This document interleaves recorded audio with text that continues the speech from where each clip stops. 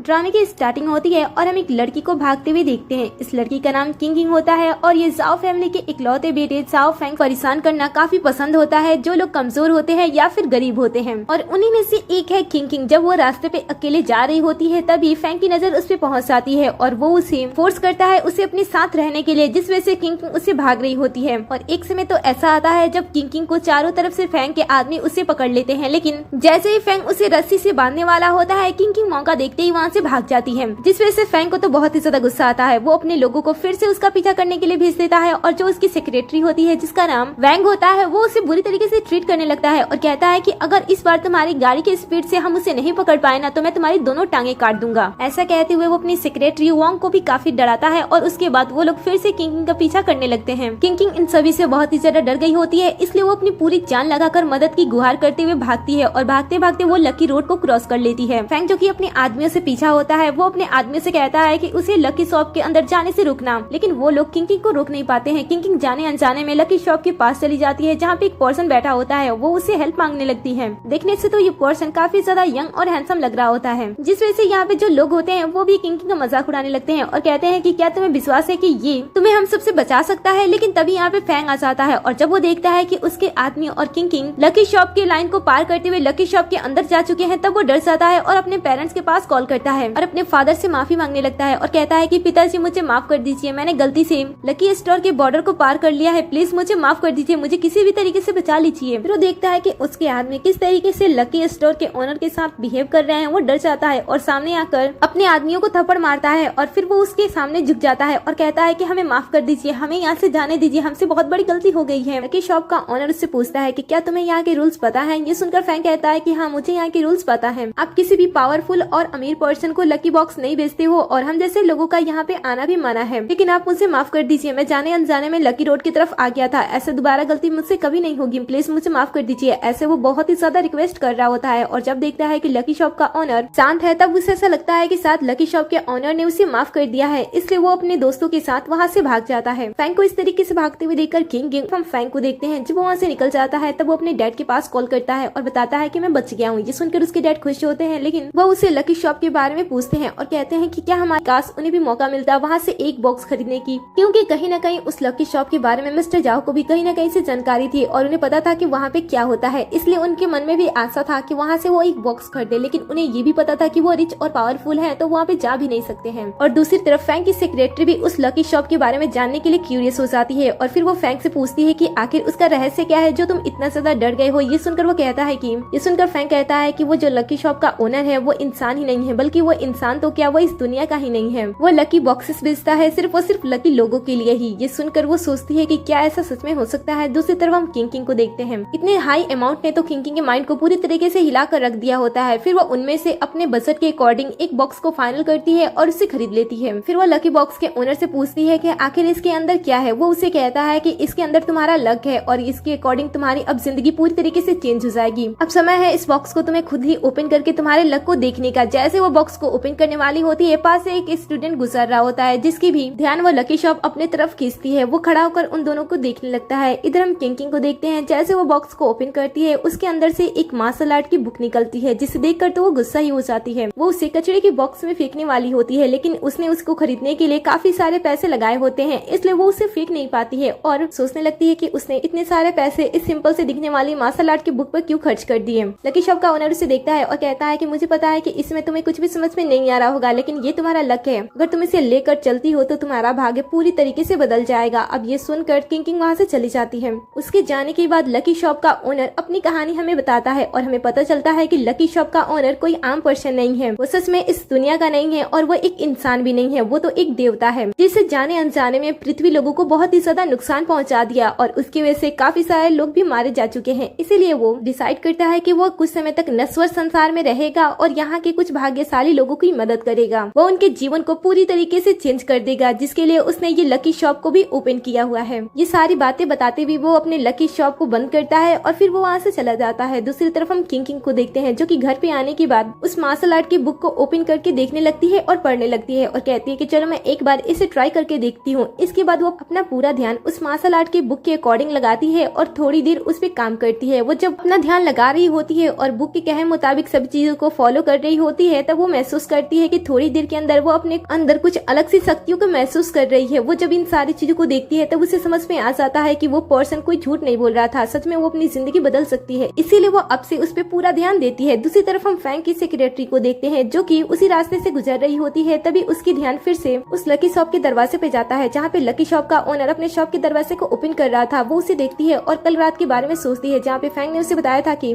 वो इंसान नहीं है, वो लोगों की किस्मत बदल देता है। ये सुनकर तो वो सोचती है कि उसे भी एक बार ये सारी चीजें ट्राई करनी चाहिए। वैसे तो वो इन सारी चीजों पे भरोसा नहीं कर रही थी, लेकिन जिस तरीके से कल रात उसने फैंग जैसे रिच पर्सन को किसी के सामने झुकते हुए और उनसे अपनी जिंदगी की भीख मांगते हुए देखा था, तब से इसके अंदर भी क्यूरियोसिटी आ गई थी कि क्या सच में ये सारी चीजें काम करती है। इसलिए वो बॉक्स को खरीदने के लिए लकी शॉप की तरफ बढ़ती है। इधर हम सभी के बारे में सोचते हैं और उन्हें पता चल जाता है कि वो लोग अपने लाइफ में क्या क्या कर रहे हैं। उन सारी चीजों के बारे में सोच लाइफ के प्रॉब्लम्स के बारे में बात कर रही होती है और कहती है कि मैं कुछ भी कर सकती हूँ। ये सुनकर वो कहते हैं कि तुम्हारे कहने का क्या मतलब है। तब वो उन्हें ये दिखाने की कोशिश कर रही होती है कि वो लकी बॉक्स को पाने के लिए कुछ भी कर सकती है। कुछ भी मीन्स कुछ भी। वो कहती है कैसे है, लेकिन मैं इतनी भी ज्यादा लकी नहीं हूँ। मुझे किंग को देखकर बहुत ही अच्छा लगता है। जब उसके साथ फैंग ने कुछ भी गलत करने की कोशिश की तब उसने आवाज उठाया और वहाँ से भागने की भी कोशिश की और उसकी किस्मत इतनी ज्यादा अच्छी थी कि आप उसे मिल गए और उसकी मदद कर दी। शायद मेरे अंदर किंग की तरह थोड़ी सी भी हिम्मत होती तो मैं अपनी जिंदगी बचाने के साथ साथ अपने पेरेंट्स की भी जिंदगी बचा सकती। के बाद वो वहाँ पे बहुत ही ज्यादा तमाशा क्रिएट करता है और सेक्रेटरी को अपने साथ ले जाने के लिए वो उसके पेरेंट्स को उसकी आंखों के सामने बहुत ही बेरहमी के साथ मार डालता है। उसे ये सारी चीजें करते टाइम बहुत ही ज्यादा अच्छा लग रहा होता है, इसलिए वो इन सारी चीजों को फील करने के लिए म्यूजिक भी चला लेता है। फैंग के इतनी डरावने नेचर को देखते हुए सेक्रेटरी इतनी ज्यादा डर जाती है कि फैंग उसे जो कुछ भी करने के लिए कहता है वो आसानी से करने लगती है। किकी अपने सभी प्रॉब्लम्स को याद करते हुए लकी शॉप के ओनर से एक डब्बा खरीदने की रिक्वेस्ट करती है और कहती है कि क्या मैं यहाँ से एक बॉक्स खरीद सकती हूँ। तभी वो लास्ट टाइम वाला स्टूडेंट भी यहाँ से गुजरता है और फिर से किसी लेडी को यहाँ पे बॉक्स की रिक्वेस्ट करते हुए देखकर वो रुक जाता है। लकी शॉप का ओनर कहता है कि ठीक है, तुम यहाँ से किसी भी बॉक्स को खरीद सकती हो। ये सुनकर वो काफी खुश होती है और उसके बाद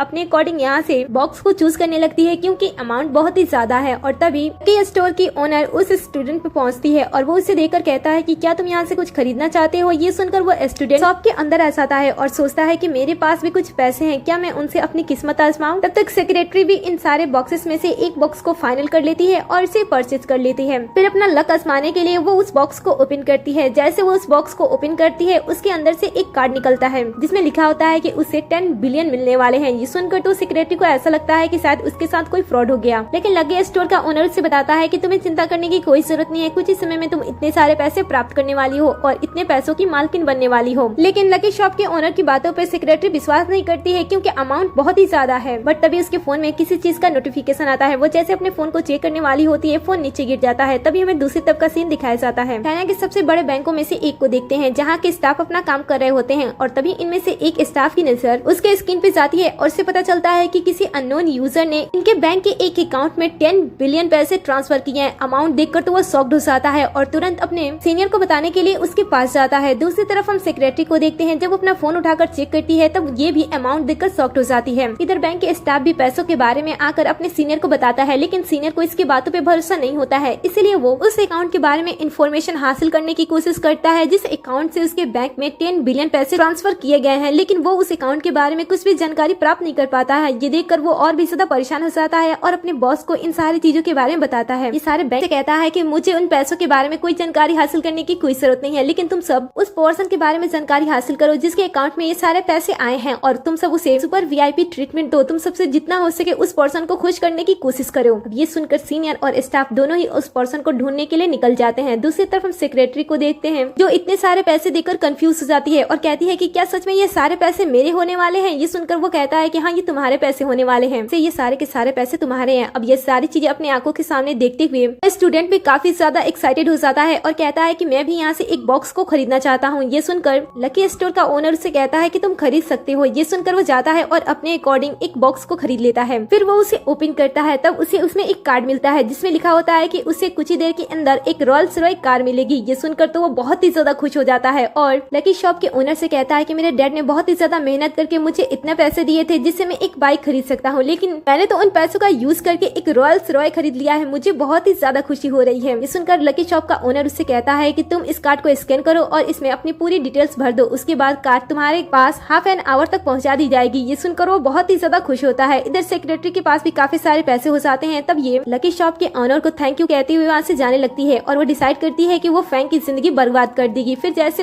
जब वो लकी शॉप का ओनर हमारे शहर में आया, तब हमारे शहर में काफी सारे ऐसे पावरफुल लोग थे। उनमें से सबसे ज्यादा पावरफुल थे मिस्टर ली, जो कि बहुत ही ज्यादा पावरफुल थे। पूरे शहर पे उनका ही राज चलता था और उनकी फैमिली भी बहुत ही ज्यादा बड़ी थी। लेकिन जब उन्हें पता चला कि उनके शहर में एक लकी रोड है जहाँ पे लकी शॉप है और उसका ओनर किसी भी पावरफुल पर्सन या फिर ताकतवर पर्सन को उधर जाने से रोकता है और जो भी उधर जाता है तब उससे जान से मार डालता है, तब ये बात सुनकर उनसे रहा नहीं गया। उन्हें तो ऐसा लग रहा था कि शायद वो उनकी इंसल्ट कर रहा है, इसलिए वो उसे बदला लेने के लिए उस तरफ चला गया। लेकिन फिर वो वहाँ से कभी जिंदा लौटकर वापस नहीं आया। इनफैक्ट उसके परिवार में जितने सारे पर्सन थे, जितने भी बॉडीगार्ड थे, एक ही रात के अंदर उस लकी शॉप के ओनर ने सब कुछ जान से मार डाला, जिस वजह से सभी लोग बहुत ही ज्यादा डर गए और किसी भी पावरफुल पर्सन की इतनी ज्यादा हिम्मत नहीं होती है कि वो उस रास्ते की तरफ जाए। लकी शॉप के ओनर के बारे में इतना सब कुछ जानने के बाद भी फैंग अभी डरता नहीं है। वो अपने डैड से कहता है कि डैड, ये सारी बातें सुनी सुनाई गई हैं, क्या आपने कभी उस तरफ जाने की कोशिश की है और अपनी आंखों से ये सारी चीजें देखी? मैं तो वहाँ पे गया था लेकिन मुझे कुछ भी वहाँ पे ऐसा अजीब नहीं दिखाई दिया था, इसलिए मैं इन सारी बातों पे विश्वास नहीं करता हूँ। ऐसा कहते हुए फैंग वहाँ से चला जाता है। लेकिन मिस्टर जाओ उसके बारे में ही सोचने लगते हैं और कहते हैं कि शायद कहीं ना कहीं ये बातें सच हो सकती हैं, क्योंकि मैंने भी ये सारी चीजें अपनी आंखों से कभी नहीं देखी है। तभी भागते हुए मिस्टर जाओ के पास उनकी कंपनी का एक स्टाफ आता है और मंथ कितना पैसा ले रहा है ये सुनकर वो शॉक्ड हो जाता है और कहता है कि क्या सच में मेरे डैड ने इसे 5 मिलियन पर मंथ देने का प्रॉमिस किया है? क्या ये इतने ज्यादा ताकतवर है? अगर ये इतना ज्यादा ताकतवर है तो वो लकी शॉप के पर्सन को भी खत्म कर सकता है। ऐसा सोचते हुए वो मास्टर के पास आता है और कहता है कि मेरे पिताजी जब आपको इतना ज्यादा पैसा दे रहे हैं तो सच में आप में बहुत ही ज्यादा खूबियां होंगी। और फिर वो मास्टर से बात करने की कोशिश करने लगता है, लेकिन मास्टर इसमें ध्यान में होते हैं, इसलिए वो उसे अवॉइड करते हैं। ये देखकर जो मास्टर का चेला होता है वो मास्टर की खूबियों के बारे में फैंग को बताने लगता है और बताता है कि उसके मास्टर कितने ज्यादा ताकतवर हैं। फैंग ये सारी बातें सुनकर और भी ज्यादा एक्साइटेड हो रहा होता है और सोच रहा होता है कि वो उस लकी शॉप के ओनर को किस तरीके से खत्म करेगा। इसलिए वो बेचैनी में आकर मास्टर की सीढ़ियों को तोड़ देता है और कहता है कि आप मेरी मदद करो। पहले तो मास्टर काफी गुस्सा होता है, लेकिन फिर भी वो कुछ कर नहीं पाता है, क्योंकि उसे यहाँ पे लाया ही गया था फैंग की हिफाजत करने के लिए। इसीलिए वो फैंग की बातें सुनता है। फैंग उसे उस लकी शॉप के ओनर के बारे में बताने लगता है और बताता है कि वो उसे किस तरीके से ट्रीट कर रहा था और उसकी शक्तियों के बारे में बता रहा होता है। अब ये सुनकर तो मास्टर को बिल्कुल बर्दाश्त नहीं होता है कि कोई उससे भी ज्यादा पावरफुल हो सकता है, इसीलिए वो फैंग को ज्यादा सीरियसली नहीं ले रहा होता है और फैंग उसे मनाने की कोशिश कर रहा होता है। तभी डरने लगता है और पूछता है कि बताओ तुम कौन हो। तब किंग बताती है कि वो कौन है और यहाँ पे वो किस लिए आई है, लेकिन वो डरता नहीं है क्योंकि उसके पास तो गार्ड भी होते हैं और साथ में मास्टर भी होते हैं। लेकिन किंग उन्हें साफ साफ इस बात से क्लियर कर देती है कि आज उसकी जान कोई भी बचा नहीं सकता है। ये सुनकर तो मास्टर को बहुत ही अजीब लगता है और वो उसे कहता है कि मैं इसकी जान बचाऊंगा। और फिर वो अपने ड्रैगन तलवार उसके सामने बाहर निकालता है और कहता है कि इस तलवार के सामने तो बड़े बड़े ने अपने अहंकार को छोड़ दिया है। तुम तो एक लड़की हो, तुम्हें हराने में ज्यादा समय नहीं लगेगा, वैसे तुम्हारे लिए तो मेरा चेला ही काफी है। ऐसा कहते हुए मास्टर अपने चेला को आगे भेजता है उसके साथ युद्ध करने के लिए। लेकिन चेला जैसे ही एक्साइटेड होकर आगे बढ़ता है, किंग उसे बड़े ही आसानी से एक ही पंच में खत्म कर देती है और वो मर जाता है। इसलिए वो उसे लड़ने के लिए आगे बढ़ता है और अपने साथ ड्रैगन तलवार का यूज करता है और किंग के साथ युद्ध करने लगता है। किंग जो कि काफी समय तक मास्टर को रोकती है, लेकिन मास्टर बहुत ही ज्यादा ताकतवर होता है, इसलिए वो उसे हार जाती है और उसे चोट लग जाता है, इसलिए वो वहाँ से भाग जाती है। ये देखकर तो फैंग शॉक्ड हो जाता है और किंग के बारे में सोचते हुए कहता है कि कल तक जो लड़की मुझसे डरती थी और जिसे मैं परेशान करने के लिए ज्यादा सोचता भी नहीं था, वो लड़की आज मुझे जान से मारने के लिए यहाँ पे आ गई और उसने मेरे सामने एक पर्सन को ऐसे मारकर खत्म कर दिया जैसे कि वो एक चींटी हो। फिर वो किंग के बारे में मास्टर को भी बताने लगता है कि पहले उस लड़की को किस तरीके से परेशान करता था, लेकिन जैसे वो लकी शॉप के ओनर के पास पहुंची है तब से उसकी पर्सनालिटी ही बहुत ही ज्यादा बदल गई है। अब ये सुनकर मास्टर को भी क्यूरियोसिटी होने लगती है उस लकी शॉप के पास जाने के लिए, इसलिए वो कहता है कि मैं भी उस लकी शॉप के ओनर से मिलना चाहता हूँ और देखना चाहता हूँ कि मुझसे ज्यादा ताकतवर कौन है। ये सुनकर फैंग भी काफी खुश हो जाता है। दूसरी तरफ हम किंग को देखते हैं जिसे चोट लग गई होती है और वो बच के भाग रही होती है और अपने आप से कह रही होती है कि वो कुछ ही समय में इतनी ज्यादा ताकतवर हो चुकी है, लेकिन वो मास्टर के सामने टिक नहीं सकती है, उसे और भी ज्यादा मेहनत करना होगा। तभी उसे लकी शॉप के ओनर का ख्याल आता है और वो सोचती है कि उसे एक बार फिर से लकी शॉप के ओनर से मिलना चाहिए। दूसरी तरफ हम उस स्टूडेंट को देखते हैं जिसने अपने डैड और अंकल आंट को लेकर उस लकी शॉप के ओनर के पास जाते हैं, क्योंकि ये सारी चीजें मिस्टर जाओ के फैमिली और उनकी कंपनी के साथ उस लकी शॉप के ओनर की वजह से ही तो हो रही थी। दूसरी तरफ हम किंग को भी देखते हैं जो कि मार्शल आर्ट के गुरु के बारे में भी सारी बातें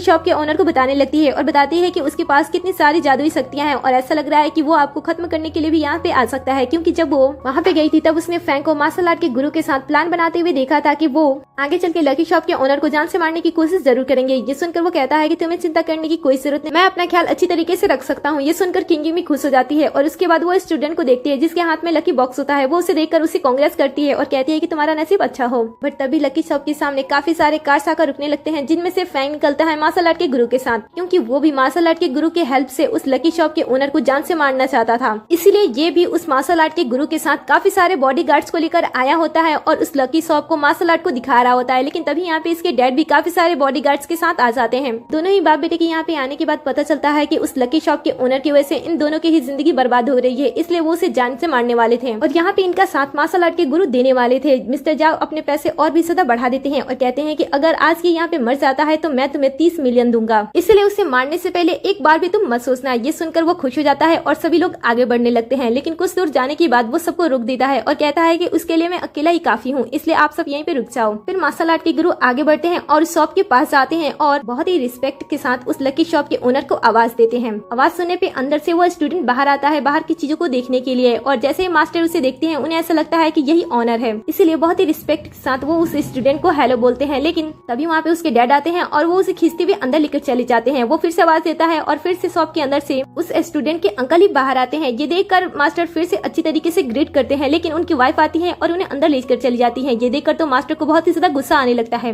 बट तभी उस शॉप के अंदर से किंग बाहर वो उसे थोड़ा सा भी चोट नहीं पहुंचा पाते हैं और बहुत ही बुरी तरीके से डर जाते हैं। इसके बाद लकी शॉप का ओनर काउंटिंग करना स्टार्ट कर देता है और जैसे ही लकी शॉप के ओनर की काउंटिंग खत्म होती है, मार्शल आर्ट के जो मास्टर होते हैं उन्हें लकी शॉप के ओनर की असली आइडेंटिटी दिखाई देती है, जिसे देखकर वो बहुत ही ज्यादा डर जाते हैं और वहीं पे बैठ जाते हैं और अपनी जिंदगी की भीख मांगने लगते हैं। लेकिन लकी शॉप का ओनर उन्हें छोड़ता नहीं है। वो धीरे धीरे आगे बढ़ता है और अपने हाथों में कुछ मैजिक करने के बाद वो मास्टर के सर के ऊपर रखता है। बस इतने में ही उनकी रीढ़ की हड्डी टूट जाती है और वो वहीं पे मर जाते हैं। ये देखकर तो मिस्टर जाओ और फैंग इतने ज्यादा डर जाते हैं कि अपनी कार से बाहर निकलकर वो दूसरी तरफ भागने लगते हैं। लेकिन मिस्टर जाओ के पैर में अचानक से मोच आ जाता है और वो वहीं पे गिर जाते हैं, जिस वजह से वो भाग भी नहीं पाते हैं। लकी शॉप का ओनर धीरे धीरे उनकी तरफ बढ़ रहा होता है और मिस्टर जाओ उससे अपनी जिंदगी की भीख मांग रहे होते हैं, लेकिन वो उन्हें छोड़ता नहीं है। वो उन्हें भी जान से मार डालता है। दूसरी तरफ हम फैंग को देखते हैं जो कि इन सारी चीजों से बहुत ही ज्यादा दूर भाग गया होता है, लेकिन लकी शॉप का ओनर फैंग का पीछा आराम से धीरे धीरे कर रहा होता है। फैंग बचने की बहुत ही ज्यादा कोशिश करता है और वो बचते बचते एक कार के पीछे जाकर छुप जाता है और उसे ऐसा लगता है कि शायद वो बच गया, लेकिन जैसे वो वापस से देखता है उसके सामने, जिसे देखने के बाद तो उसकी हालत बहुत ही बुरी तरीके से खराब हो जाती है। और जब वो भी मरने वाला होता है, वो भी लास्ट टाइम में लकी शॉप के ओनर की रियल आइडेंटिटी देखता है और देखते देखते ये भी मर जाता है। इसके बाद लकी शॉप का ओनर वापस से वो देखते हुए लकी शॉप का ओनर उनसे कहता है कि आज रात में इस शॉप को हमेशा के लिए बंद करने वाला हूँ, तो आप लोगों के पास एक मौका है। अगर आप सब चाहो तो आप सब आखिरी बार एक और लकी बॉक्स खरीद सकते हो। ये सुनकर सभी काफी खुश होते हैं और पैसा लाने के लिए इसके बारे में अपनों और अपने रिलेटिव्स को बताने के लिए फटाक से वहाँ से निकल जाते हैं। इनके अपनी बुरी किस्मत की वजह से व्हील चेयर पकड़ लिए होते हैं, किसी के पास कुछ चीजें नहीं होती हैं। वो सारे लोग एक एक करके उस शॉप के पास आ रहे होते हैं। इस बार जो नए लोग आए होते हैं उन्हें भी पिछले लोगों की तरह विश्वास नहीं होता है कि यहाँ पे उन्हें कोई खजाना मिल सकता है, लेकिन जो लोग पुराने होते हैं वो काफी ज्यादा एक्साइटेड होते हैं और फिर से शॉप के अंदर आने के बाद वो अपने अपने अकॉर्डिंग बॉक्स को खरीदना स्टार्ट कर देते हैं। अंकल एंड आंट अपने पेरेंट्स के लिए बॉक्स को परचेज करते हैं। उधर किंग भी अपने पेरेंट्स के लिए बॉक्स को परचेज करती है, जिनकी हालत खराब होती है। तीनों के ही बॉक्स के अंदर से जादुई गोलियां निकलती है, जिसे जैसे ये तीनों खाते हैं इनकी पुरानी से पुरानी बीमारी ठीक हो जाती है। ये लोग तो अपने व्हील चेयर से खड़े हो जाते हैं, एक हेल्दी पर्सन की तरह हो जाते हैं। ये देखकर तो सभी काफी ज्यादा खुश होते हैं और अपनी जिंदगी एंजॉय कर रहे होते हैं। सभी लोग काफी खुश होते हैं लकी बॉक्स को